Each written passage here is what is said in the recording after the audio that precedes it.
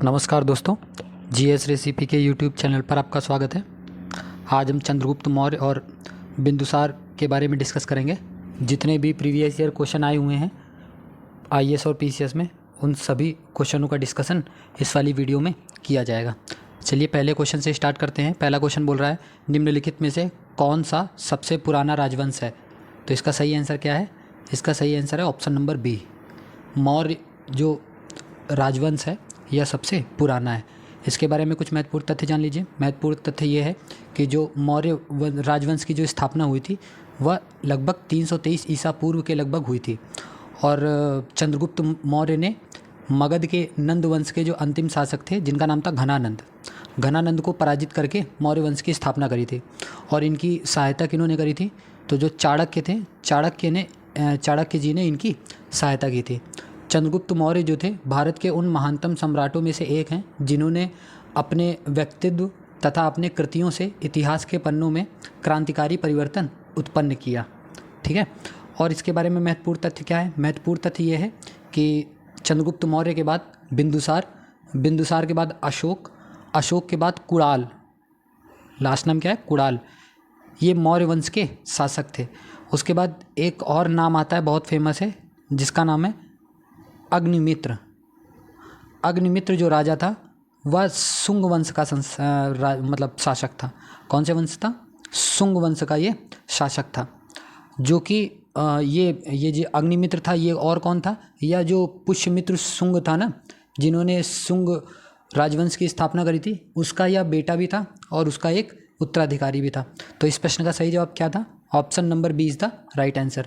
अगले प्रश्न की ओर बढ़ते हैं। अगला प्रश्न क्या है? अगला प्रश्न बोल रहा है कि नंद वंश के पश्चात मगध पर किस राजवंश ने शासन किया था? तो इसका सही जवाब है मौर्य वंश ने शासन किया था। तो मैंने बताया था अंतिम शासक थे, पहले चंद्रगुप्त मौर्य ने मौर्य वंश की स्थापना करी थी, और हराया किसको था?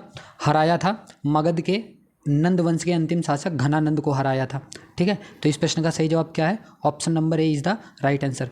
अगले प्रश्न की ओर बढ़ते हैं। अगला प्रश्न है, भारत में पहले साम्राज्य की स्थापना किस शासक के द्वारा की गई थी?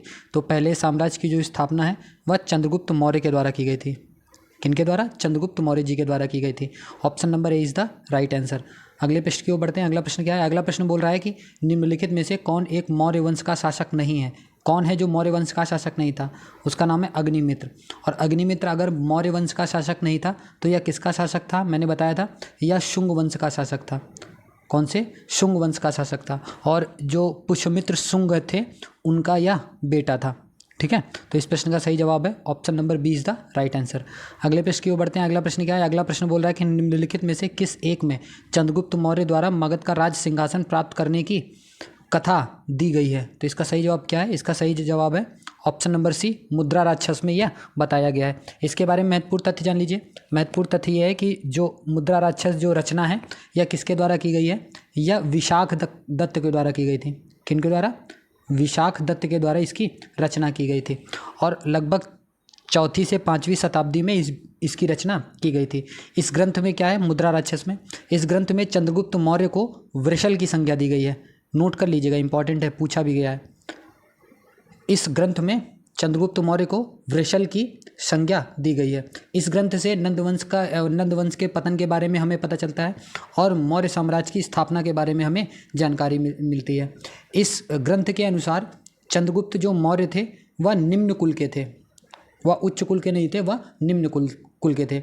जैसे ब्राह्मण साहित्य है, मतलब पुराण के अनुसार शूद्र जो थे मतलब चंद्रगुप्त मौर्य, और बौद्ध तथा जैन साहित्य के अनुसार जो चंद्रगुप्त मौर्य थे वह क्षत्रिय थे। तो दोनों में अलग अलग मत है। मुद्रा राक्षस में चंद्रगुप्त मौर्य द्वारा मगध का राज सिंहासन प्राप्त करने की कथा के बारे में बताया गया है। और चंद्रगुप्त मौर्य का जो गुरु था उनका नाम क्या था? उनका नाम था भद्रबाहु। उनका नाम क्या था? भद्रबाहु नाम था।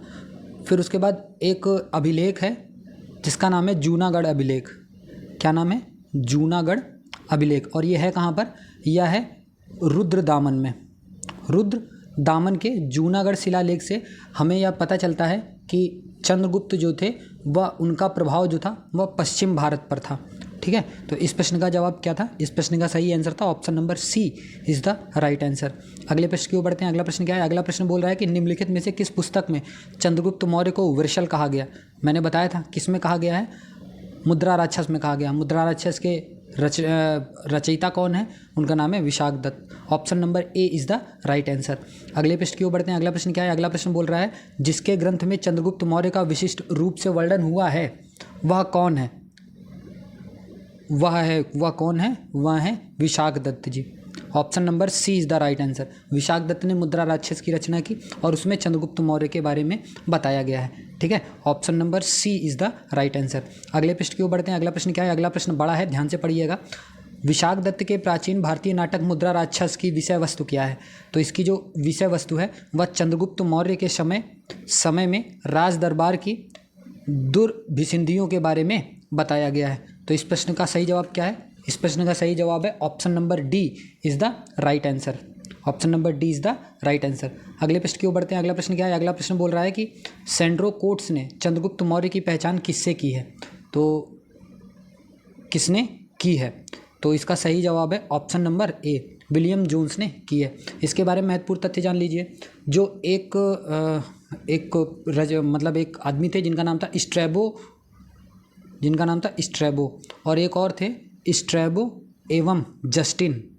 ये ऐसे थे ना, इन्होंने चंद्रगुप्त मौर्य को सेंड्रा कोट्स कहा है। क्या कहा है? सेंड्रा कोट्स कहा है। ये नोट कर लीजिएगा, ये पूछा जाता है। क्या कहा है? Sandra quotes. ठीक है, इन दोनों लोगों ने चंद्रगुप्त मौर्य को सेंड्रा कोट्स कहा है। उसके बाद दो लोग और आते हैं फिर, उनका नाम क्या है? उनका नाम है एरियन तथा प्लूटार्क। उनका नाम क्या है? Arrian and Plutarch. इन्होंने चंद्रगुप्त को ना एंड्रोकोट्स कहा है। क्या कहा है? एंड्रोकोट्स कहा है।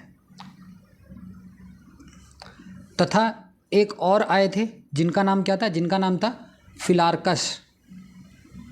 क्या नाम था जिनका? फिलार्कस। एंड्रोकोट्स तथा फिलार्कस ने जो है वह सैंड्रोकोट्स, मतलब सैंड्रोकोट्स अलग अलग है। एक सैंड्रोकोटस है, एक सैंड्रोकोट्स है। जो सैंड्रोकोट्स बोला है वह एंड्रोकोट्स तथा फिलाकर्स ने बोला है। ठीक है, और सर्वप्रथम जो है वह जो विलियम जोन्स थे ना, सर्वप्रथम विलियम जोन्स ने ही सैंड्रोकोट्स की पहचान जो है वह चंद्रगुप्त मौर्य से ही की है। जस्टिन ने सिकंदर तथा चंद्रगुप्त मौर्य के भेंट का उल्लेख किया है। और जो प्लूटार्क ने कहा है कि चंद्रगुप्त के 6 लाख की सेना से संपूर्ण भारत पर कब्जा कर लिया। फिर प्लूटार्क के अनुसार वो और बताते हैं कि चंद्रगुप्त ने 500 हाथी का उपहार जो है वो सेल्यूकस को दिया था। किनको दिया था? सेल्यूकस को दिया था। ठीक है, तो इस प्रश्न का जवाब क्या, सही आंसर क्या था? इस प्रश्न का सही आंसर था option number A is the right answer. अगले प्रश्न की ओर बढ़ते हैं। अगला प्रश्न क्या है? यूनानी लेखक जस्टिन द्वारा सैंड्रोकोट्स कहा गया था। किन्हें कहा गया था सैंड्रोकोट्स? वह कहा गया था चंद्रगुप्त मौर्य जी को। किसको? चंद्रगुप्त मौर्य जी को। Option number A is the right answer. अगले प्रश्न की ओर बढ़ते हैं। अगला प्रश्न क्या है? अगला प्रश्न है निम्नलिखित में से किसने यह कहा कि चंद्रगुप्त मौर्य ने 6 लाख सैनिकों की सहायता से संपूर्ण भारत पर आक्रमण और अधिकार किया? यह किन्होंने कहा था? यह कहा था प्लूटार्क ने। Option number C is the right answer. अगले प्रश्न की ओर बढ़ते हैं। अगला प्रश्न क्या है? अगला प्रश्न बोल रहा है कि चंद्रगुप्त मौर्य ने सेल्यूकस को बख्शीश के रूप में क्या दिया था? तो मैंने बताया था क्या दिया था? 500 युद्धक हाथी दिए थे। Option number A is the right answer. अगले प्रश्न की ओर बढ़ते हैं। अगला प्रश्न क्या है? अगला प्रश्न बोल रहा है कि निम्न में से किसने सैंड्रोकोट्स मतलब चंद्रगुप्त मौर्य और सिकंदर महान की भेंट का उल्लेख किया है? तो इसका सही जवाब क्या है? इसका सही जवाब है option number B is the right answer. Justin ने ये बात कही है। ठीक है, अगले प्रश्न की ओर बढ़ते हैं। अगला प्रश्न क्या है? अगला प्रश्न बोल रहा है कि मालवा, गुजरात एवं महाराष्ट्र किस शासक ने पहली बार जीता? कौन से शासक थे जिन्होंने ये तीनों चीज़ जीती थी? कौन?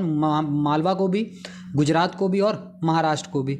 Option number D is the right answer. Chandragupta Maurya ने इन तीनों को जीता था। कुछ महत्वपूर्ण तथ्य जान लीजिए।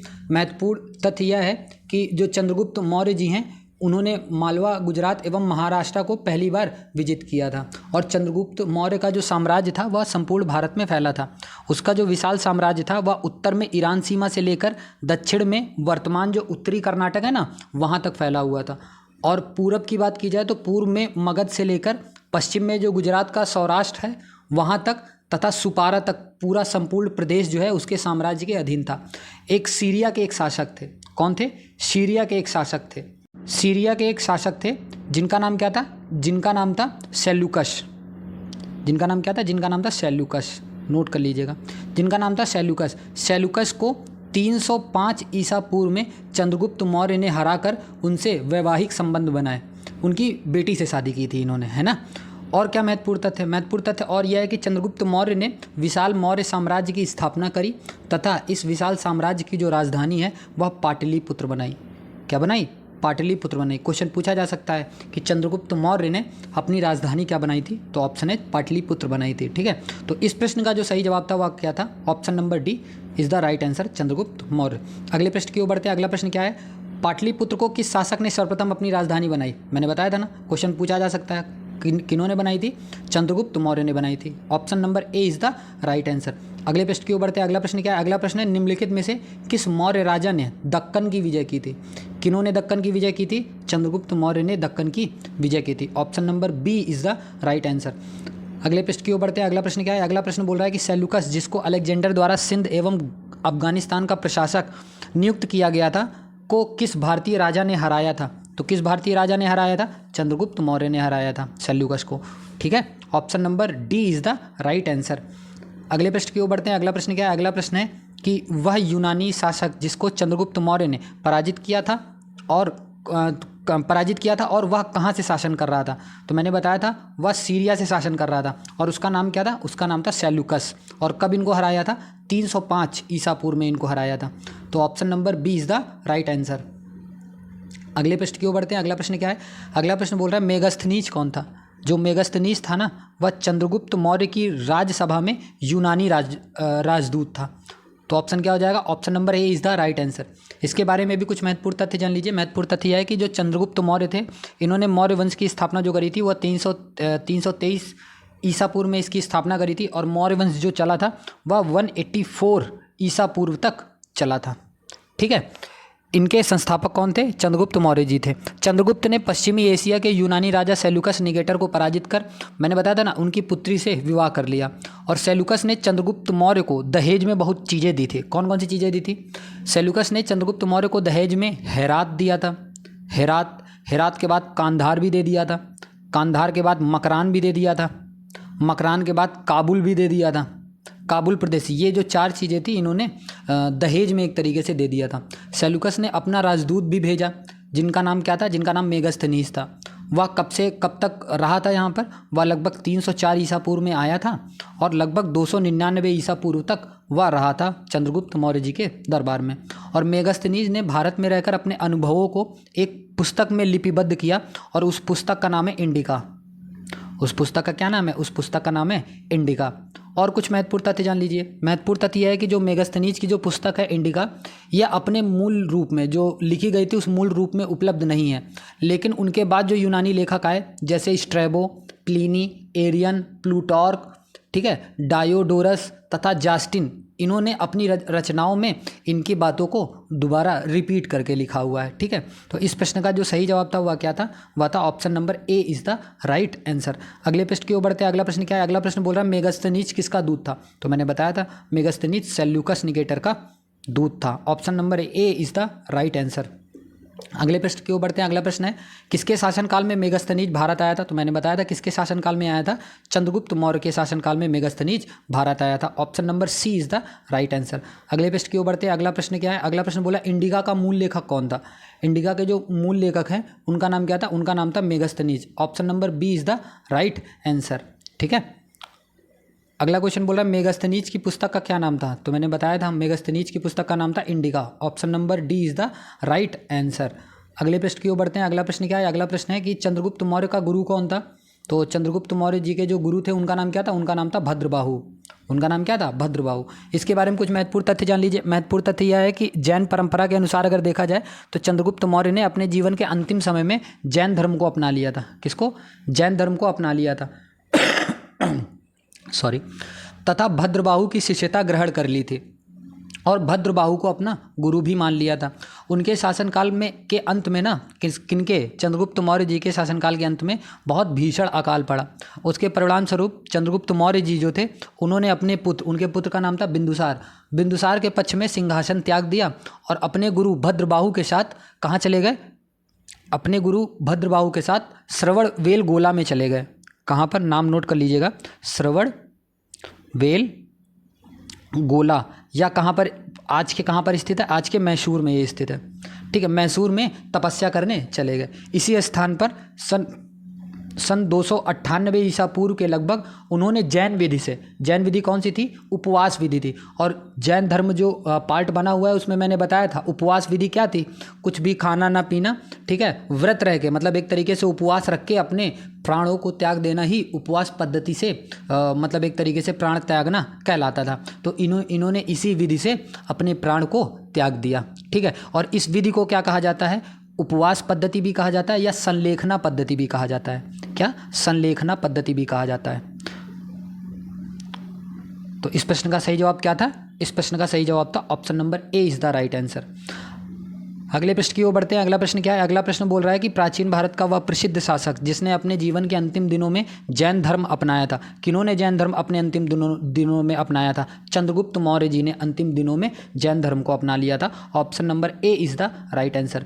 अगले प्रश्न की ओर बढ़ते हैं। अगला प्रश्न है श्रवण बेलगोला का संबंध किससे है? तो मैंने बताया था जीवन के अंतिम समय में या यहाँ चले गए थे। कौन? चंद्रगुप्त मौर्य जी यहाँ चले गए थे अपने गुरु भद्रबाहु जी के साथ, और उपवास पद्धति यानी संलेखना पद्धति से इन्होंने अपने प्राण त्याग दिए थे। तो इस प्रश्न का सही जवाब है option number A is the right answer. अगले प्रश्न की ओर बढ़ते हैं। अगला प्रश्न क्या है? अगला प्रश्न बोल रहा है कि यूनानी लेखकों ने किस मौर्य शासक को अमित्र घात की संज्ञा दी?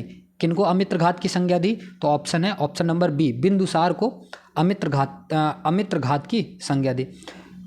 इसके बारे में कुछ महत्वपूर्ण तथ्य जान लीजिए। महत्वपूर्ण तथ्य यह है कि चंद्रगुप्त मौर्य जी की जब मृत्यु हो गई थी 298 ईसा पूर्व में, उनकी मृत्यु के पश्चात उनके जो पुत्र थे जिनका नाम था बिंदुसार, वह मौर्य वंश की गद्दी पर बैठे। यूनानी लेखकों ने इनको अमित्रोकोडीज भी बोला है। एक और नाम है, याद रखिएगा, क्या नाम है?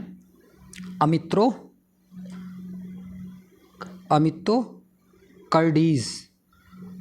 ठीक है, इन्होंने इस नाम से इनको बुलाया था, जिसका संस्कृत रूपांतरण जो होता है वो हो जाता है अमित्र घात। और अमित्र घात का मतलब होता है शत्रुओं को नष्ट करने वाला होता है। ठीक है, यह एक तरीके की उपाधि थी। और जैन धर्म में बिंदुसार को ना सिंहासन भी कहा गया है। क्या कहा गया है? सिंहासन भी कहा गया है। अगर दिव्य वदान में एक ग्रंथ है उसमें बिंदुसार के समय होने वाले विद्रोह का वर्णन हमें मिलता है। ग्रंथ का नाम लिख लेना, नाम क्या है? सॉरी, दिव्यावदान में बिंदुसार के समय में होने वाले विद्रोह के बारे में हमें पता चलता है। और एक तक्षशिला में हुए विद्रोह के समय अवंती एक प्रदेश था।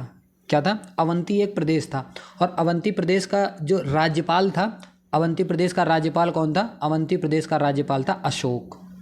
ठीक है, जिसे युद्ध को दबाने के लिए भेजा गया था। और अशोक के तक्षशिला पहुंचने पर वहां के निवासियों ने कहा कि वे सम्राट के खिलाफ नहीं हैं, किंतु दुष्ट आमोत्यों के खिलाफ हैं। किनके? दुष्ट आमोत्यों के खिलाफ हैं वो केवल। ठीक है, तो इस प्रश्न का सही जवाब क्या था? इस प्रश्न का सही जवाब था Bindusara. Option number B is the right answer. अगले प्रश्न की ओर बढ़ते हैं। अगला प्रश्न क्या है? इसके बारे में कुछ और महत्वपूर्ण तथ्य जान लीजिए। महत्वपूर्ण तथ्य एक और यह है कि एक लेखक थे जिनका नाम था स्ट्रैबो। मैंने पिछले क्वेश्चन में डिस्कस किया हुआ है। स्ट्रैबो के अनुसार जो सीरिया के राजा थे जिनका नाम क्या था? जिनका नाम था एंटियोकस। जिनका नाम क्या था? एंटियोकस। एंटियोकस ने डायमेकस नामक अपना राजदूत जो है, नाम नोट कर लीजिएगा, डाईमेकस नामक अपना एक राजदूत जो है वह बिंदुसार जी की राज्यसभा में भी भेजा था। यह मेगस्थनीज के स्थान पे आया था। तो दोनों में पूछा जा सकता है। देखो, चंद्रगुप्त मौर्य के समय कौन आया था? चंद्रगुप्त मौर्य के समय मेगस्थनीज आया था। और ये पूछ लिया जाए कि बिंदुसार के समय कौन आया था, तो बिंदुसार के समय जो है वो डाईमेकस आया था। तो दोनों याद रखिएगा। इस प्रश्न का जो सही जवाब था वो क्या था? वह था option number B is the right answer, Bindusara. अगले प्रश्न की ओर बढ़ते हैं। अगला प्रश्न क्या है? अगला प्रश्न बोल रहा है कि बिंदुसार के दरबार में सीरिया के शासक एंटियोकस प्रथम के राजदूत के रूप में मेगस्थनीज के स्थान पर कौन आया था? देख लो कितनी बार पूछा, 2006, 10, 97, 8, 15, बहुत बार पूछा गया। इस प्रश्न का सही जवाब क्या है? इस प्रश्न का सही जवाब है option number D is the right answer, Deimachus आया था। कौन आया था? डाईमेकस आया था। Option number D is the right answer. अगले प्रश्न की ओर बढ़ते हैं। अगला प्रश्न क्या है? अगला प्रश्न बोल रहा है बिंदुसार के शासनकाल में अशोक ने अवंती महाजनपद जीतकर मौर्य साम्राज्य में मिला लिया था। इसका उल्लेख जो है वह किस ग्रंथ में मिलता है? इसका उल्लेख जो मिलता है ना, वह बुद्ध घोष की सामंत पाशादिका में मिलता है। तो option number A is the right answer.